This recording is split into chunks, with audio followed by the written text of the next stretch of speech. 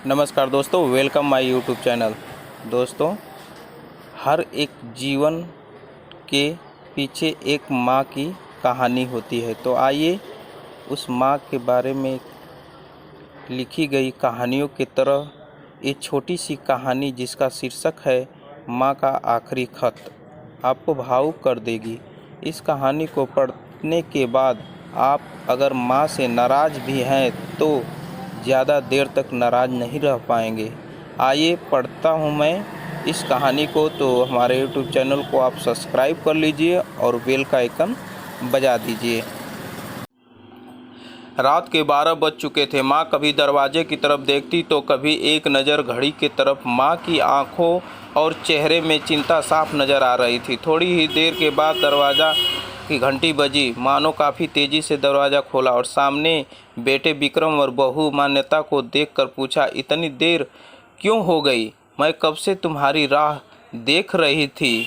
माँ, मैं अब छोटा नहीं हूँ, तुम मेरी चिंता मत किया करो। विक्रम घर के अंदर प्रवेश करते हुए बोला, बेटा कितना भी बड़ा हो जाए माँ के लिए छोटा ही रहता है। चलो छोड़ो, हाथ पैर धो लो, मैं तुम्हारे लिए खाना लगा देती हूँ, माँ ने दरवाज़ा बंद करते हुए कहा।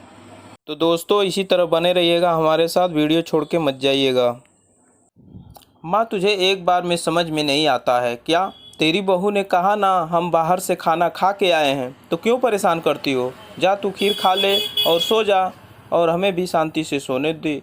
माँ अकेले कैसे खीर खा सकती थी और उसे बिना खाए नींद कैसे आ सकती थी, क्योंकि बेटे के इंतज़ार में उसने भी कुछ नहीं खाया था। वह किचन में गई, एक गिलास पानी पिया और अपने रूम में चली गई। सुबह 10 बजे विक्रम की आंखें खुली। बाजू में मान्यता अभी भी सो रही थी। विक्रम हॉल में आया तो लैपटॉप के पास रखी एक चिट्ठी पर उसकी नज़र पड़ी। यह चिट्ठी किसकी हो सकती है? यह देखने के लिए उसने चिट्ठी खोलकर पढ़ना शुरू किया। चिट्ठी में लिखा था, मेरे लाल, तू सोच रहा होगा कि एक ही घर में रहते हुए ये चिट्ठी क्यों मैं तुम्हें बोलकर भी ये बात बता सकती थी। हाँ, बता सकती थी, अगर तू मेरी बातें सुनना चाहता तो ना। किसी एक्सप्रेस गाड़ी की तरह तू भी आता है और कुछ ही पलों में निकल जाता है। खैर छोड़ो, जाने दो ये सब बातें। कल तुम्हारा जन्मदिन था, इसीलिए मैंने खीर बनाई थी। सोचा कम से कम आज के दिन साथ में बैठकर खाना खाएंगे, मगर यह बात भूल गई थी कि मेरा बेटा बड़ा हो चुका है, तो अपने दोस्तों के साथ पार्टी करके खाना खाकर आया। चलो, मुझे इस बात की खुशी ही हुई। कोई बात नहीं बेटा, मेरी दवाई ख़त्म हो गई है। मैंने कुछ दिनों पहले तुझे दवाई की एक चिट्ठी लिख कर दी थी। अगर वक्त मिले तो वह दवाई मुझे लाकर दे देना, क्योंकि मुझे थोड़ी राहत मिल जाएगी। उसको तुरंत याद आया कि 4-5 दिन पहले माँ ने एक दवाई की चिट्ठी दी थी। उसने अपने ऑफिस के बैग में जाकर उस चिट्ठी को तलाशा और उसे खोलकर देखा। उसमें लिखा था, मुझे ऐसी दवाई लाकर दो बेटा, जिससे मैं अपने बेटे को भुला सकूं। वाह रे माँ!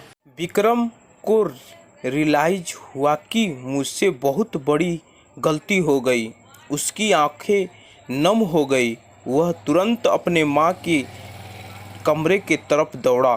सबसे पहले उठ जाने वाली माँ आज क्यों नहीं उठी थी, देखकर उसे आश्चर्यचकित हुआ। उसने माँ को उठाने की काफ़ी कोशिश की, लेकिन माँ एक गहरी नींद में सो चुकी थी। विक्रम के पास फूट फूट कर रोने के अलावा और कोई चारा नहीं बचा।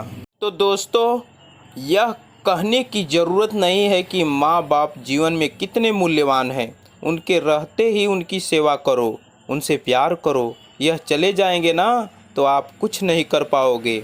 तो आज की कहानी समाप्त होती है। दोस्तों, हमारी कहानी आप लोग को कैसी लगी कमेंट बॉक्स में ज़रूर लिखिएगा, और हमारे चैनल को आप सब्सक्राइब करके बेल का आइकन अगली कहानी सुनने के लिए ज़रूर दबाइएगा। दोस्तों, आज के लिए इतना ही।